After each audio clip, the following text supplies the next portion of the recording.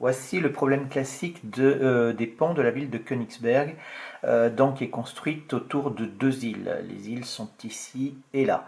Et elles sont reliées par des ponts. On a donc 7 ponts. Et là, le problème est de savoir donc si on peut se promener dans les rues en passant une seule fois seulement par chacun des ponts. Après, on aura une variante, on verra par la suite. Alors, ici, c'est un problème classique. Ce qu'on va faire, on va traduire donc cette situation-là par un graphe. Et on va avoir donc les sommets, ça va être les différentes zones de la ville de Königsberg. Et les arêtes, ça sera les ponts. Alors, les zones, on voit bien qu'on a une première zone ici. On va dire que c'est la zone A ici, c'est-à-dire c'est la première île. Ensuite, de la première île, je peux me rendre à cette zone-là qui va être la zone B. Ici, je peux me rendre aussi à la zone C qui va être donc ici. Et j'ai la dernière zone qui est la deuxième île qui va être ici, la zone D. Donc, on va représenter ici on va faire notre graphe. Donc ici, je vais avoir par exemple A, je vais avoir B ici, je vais avoir C, C ici, et allez, on va mettre D là. Voilà. Alors maintenant, je vais donc symboliser les ponts. J'ai les 4 zones ici. De la zone A, il faut que je remonte un petit peu. De la zone petit a, je vais à la zone petit b, j'ai 2 ponts, donc ça veut dire que j'ai ici 2 arêtes qui vont de A à B. Pour aller de A toujours à la zone C, j'ai aussi 2 arêtes puisque j'ai 2 ponts ici qui vont de la zone A à la zone C. Pour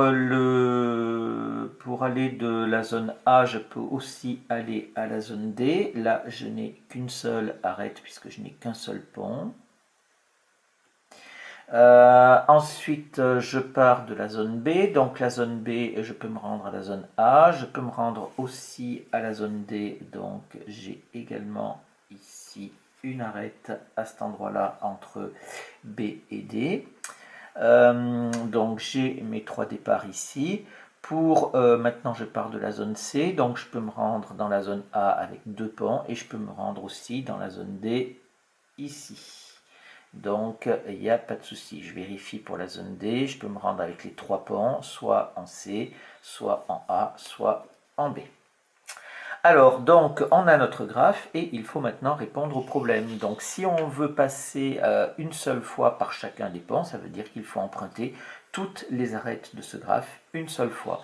Et donc, on est typiquement dans le problème de la recherche d'une chaîne eulérienne pour un graphe. Alors, je vérifie quand même que le graphe est connexe. Pour dire qu'il est connexe, en fait, il suffit que je trouve une chaîne qui passe par tous les sommets du graphe. Et à partir de ce moment-là, ça veut dire que tous les sommets du graphe sont reliés par une chaîne. Là, il y en a une qui est évidente, ABCD. On pourrait en faire d'autres, bien évidemment. Alors maintenant, qu'est-ce qu'on va faire? Eh bien, l'idée c'est d'utiliser le théorème d'Euler pour arriver à répondre à la question. Donc on cherche s'il y a une chaîne eulérienne, donc on va regarder le degré de chacun des sommets de ce graphe. Si je regarde le degré de A, j'ai donc 1, 2, 3, 4, 5. J'ai 5 arêtes qui partent ou qui arrivent au sommet A. Pour le sommet B, 1, 2, je suis à 3. Pour le sommet C, je suis à 1, 2, 3 également. Et pour le sommet D, je suis à 1, 2, 3 aussi.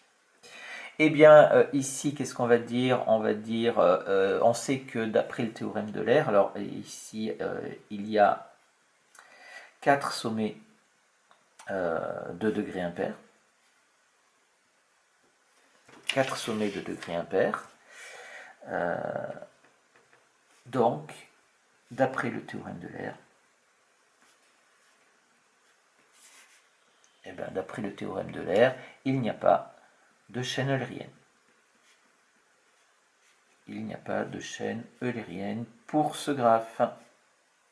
Donc la réponse est non. Ce n'est pas possible donc de se promener dans les rues de Königsberg en passant une seule fois par chacun de ces ponts. Passons maintenant au deuxième exercice et voyons un petit peu ce que ça peut changer. Donc ici, on vous demande si on peut traverser les ponts en empruntant 2 fois chaque pont dans un sens puis dans l'autre. Alors, je vais partager la question en deux. Je vais faire au départ en empruntant 2 fois chaque pont, c'est-à-dire sans tenir compte du sens, et après on verra en tenant compte du sens. Donc, si je prends sans tenir compte du sens, eh bien, si j'ai le droit de passer 2 fois par le même pont, ça revient au même en fait que si je doublais le nombre de ponts à chaque fois, que si chaque pont était doublé. Donc ici, sans tenir compte du sens, cela revient à doubler le nombre de ponts. Donc si on double le nombre de ponts, ça double le nombre d'arêtes. Donc le nombre de ponts, donc le nombre d'arêtes. Et si on double le nombre d'arêtes, alors dans le graphe qu'on avait fait précédemment, eh bien chaque sommet, le degré de chaque sommet est donc multiplié par 2. Le degré de chaque sommet est multiplié par 2. Et donc ici, je n'ai que des sommets de degrés pairs multipliés par 2. Donc, tous pairs. Et donc, le théorème de L'Aire nous dit, donc, il y a une solution.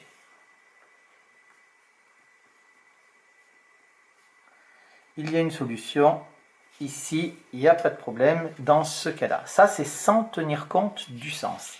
Le problème, c'est pas tout à fait ce qu'on vous demande. On vous demande de traverser les 7 ponts en les empruntant 2 fois, mais dans un sens puis dans l'autre, c'est-à-dire en respectant le sens, c'est-à-dire qu'on ne peut pas passer 2 fois dans le même sens.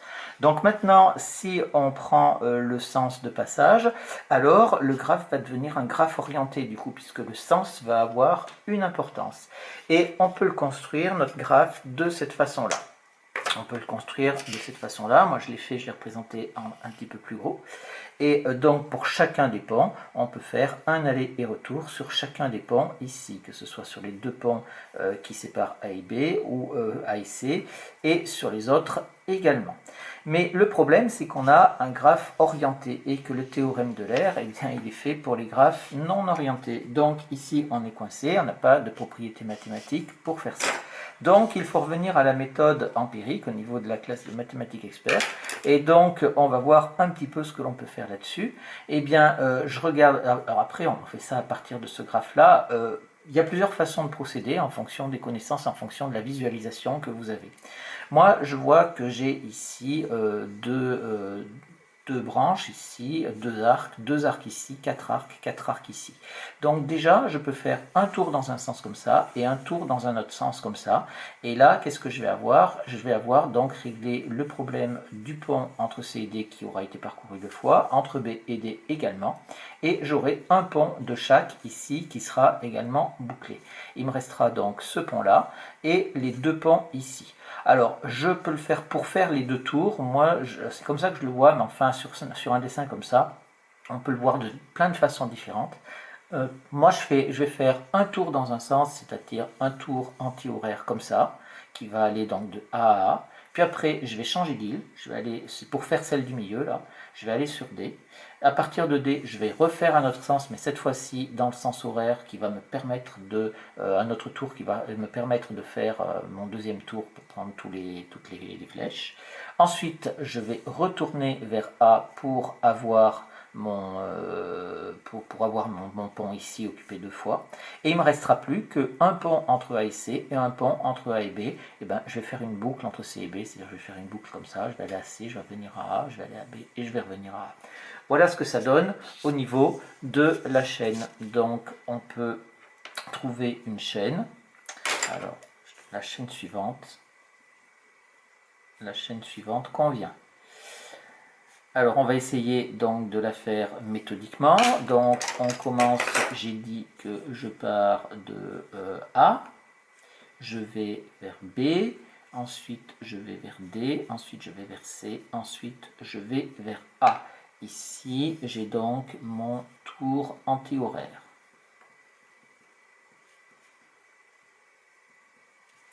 Ensuite je fais la liaison ici vers D. Je fais la liaison vers D, que je vais avoir ici. Donc ça, c'est le changement d'île. Le changement d'île. Et à partir de D, je vais refaire mon tour dans l'autre sens. Donc cette fois-ci, je vais repartir dans ce sens-là. C'est-à-dire que je vais aller à B, ensuite je vais aller à A, ensuite je vais aller à C, et ensuite je vais revenir à D. J'ai de nouveau ici, pardon, mon changement d'île à cet endroit-là. D'accord, c'est pareil. Changement d'île de nouveau. Et à partir du moment où je suis là, je vais terminer donc en faisant ma boucle. Donc 2D bien sûr pour le changement d'île, j'arrive à A, bien évidemment. Et là, je vais faire ma boucle. Donc je vais aller jusqu'à C. Je vais revenir à A. Donc là, j'aurai fait les deux flèches qui me restent ici. Et maintenant, il me reste les deux flèches qu'il y a entre A et B. Je vais aller donc à B et je vais revenir à A. Ici, là, j'ai le va-et-vient entre C et B en passant par A. Donc voilà une chaîne que l'on peut trouver. Une remarque aussi, c'est que pour vous aider aussi à voir, parce qu'on peut le faire légèrement différemment. Moi au départ, c'est pas la première idée que j'ai eue.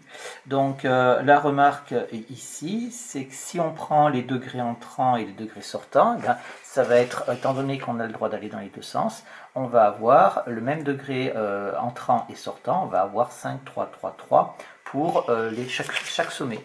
Donc remarque, le degré entrant, les degrés entrant et sortant,